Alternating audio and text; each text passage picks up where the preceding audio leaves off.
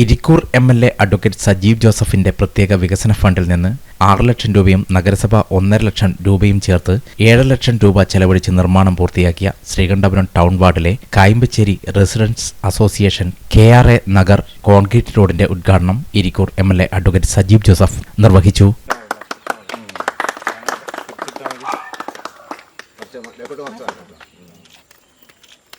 വളരെ മനോഹരമായി ഈ റോഡിൻ്റെ നിർമ്മാണം നമുക്ക് പൂർത്തിയാക്കാൻ സാധിച്ചു. കോൺക്രീറ്റ് റോഡാണ്.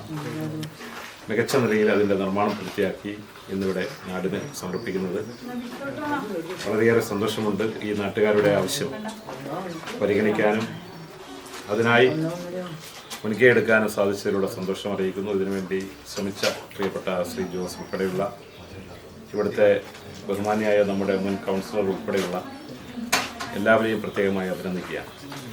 ശ്രീകണ്ഠപുരം നഗരസഭയുടെ ചെയർമാനായി പ്രിയങ്കരനായ EV രാമകൃഷ്ണൻ തെരഞ്ഞെടുക്കപ്പെട്ടതിന് ശേഷം ആദ്യമായി നടക്കുന്ന ഒരു റോഡ് ഉദ്ഘാടനമാണ് ഇന്നിവിടെ നടക്കുന്നത്. അഡ്വക്കേറ്റ് EV രാമകൃഷ്ണൻ അധ്യക്ഷത വഹിച്ച ചടങ്ങിൽ നഗരസഭ vice chairperson Nishitha Rahman, councillor K. Biju, KP Gangadharan, KV Madhavan, MP Kunhi Moideen, Ibrahim Moulavi, Radhamani teacher എന്നിവർ പങ്കെടുത്തു. BP നസീമ സ്വാഗതവും ജോസ് കൊല്ലിയിൽ നന്ദിയും പറഞ്ഞു.